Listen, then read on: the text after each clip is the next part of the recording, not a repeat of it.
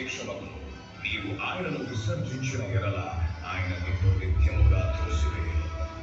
దీన్ని గౌరవంగా పరిగణించు. ప్రభువు ఆలయం నిర్మించడానికి నిన్ను ఎన్నుకున్నాడు. ధైర్యంగా ఉండి పనిచేయి. తండ్రి, నా హృదయం అంతటితో నేను ప్రభువును కనపరుస్తున్నాను. నేను ఆయన మార్గాలను అనుసరించి ఆజ్ఞల ప్రకారం నడుచుకుంటాను. నేను ఆలయాన్ని కట్టి దేవుని నామం శాశ్వతంగా మహిమపరచబడే స్థలంగా చేస్తాను.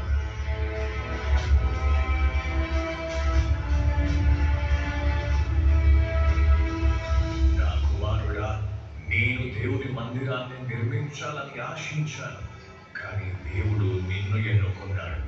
మందిరాన్ని ఎలా నిర్మించాలో ప్రతిదీ ఇందులో వివరించాను. ఇది నాకు దేవుడే ఇచ్చాడు.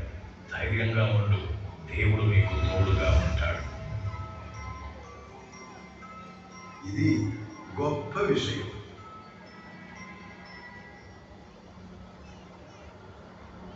దావీదు తన జీవితంలో 2 ఘోరమైన తప్పులు చేశాడు. మొదటిది బత్షెబాతో పాపం చేయడం. సైన్యాన్ని యుద్ధానికి పంపించి తను మాత్రం రాజమందిరంలోనే ఉండిపోయాడు. ఒకవైపు సైన్యం యుద్ధానికి సిద్ధమైంది, మరోవైపు దావీదు పాపంలో పడిపోవడానికి సిద్ధపడింది. మొదటి తప్పు వలన తన కుమారుని కోల్పోవలసి వచ్చింది.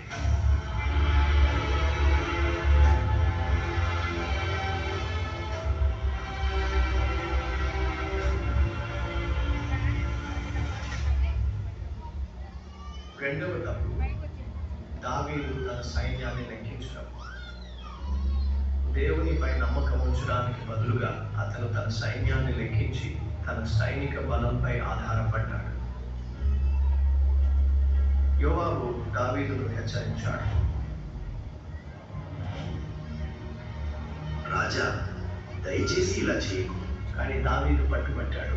ఇది గర్వానికి దారితీసింది. ఈ తప్పిదం ఫలితంగా ఒక ఘోరమైన తెగులు వచ్చి 70,000 మంది ప్రాణాలు కోల్పోయేలా చేసింది.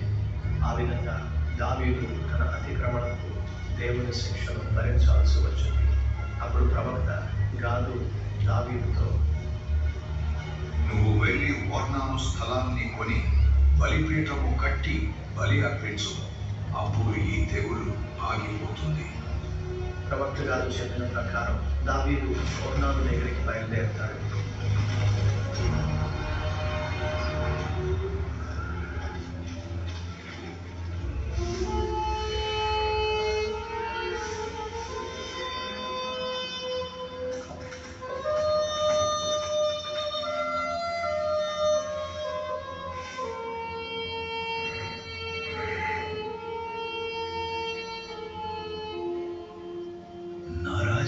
నా ప్రభువైన నీవు నీ దాసుని యొద్దకు ఎందుకు వచ్చెను?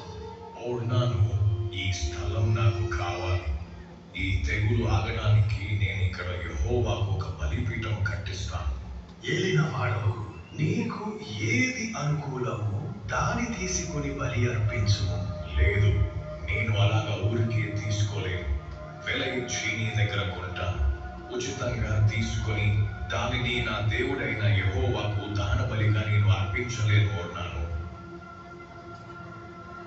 అలాగా దావీదు ఓర్నానుకు 600 మణుగుల బంగారం చెల్లించి ఆ స్థలాన్ని కొన్నాడు. ఇశ్రాయేలు దేవా యెహోవా, నేను చాలా పాపము చేశాను, కానీ ఇప్పుడు నీ ప్రజలను కరుణతో చూడు. ఈ బలిని అంగీకరించు. నీ సన్నిధి ఇక్కడ నివసించనివ్వు.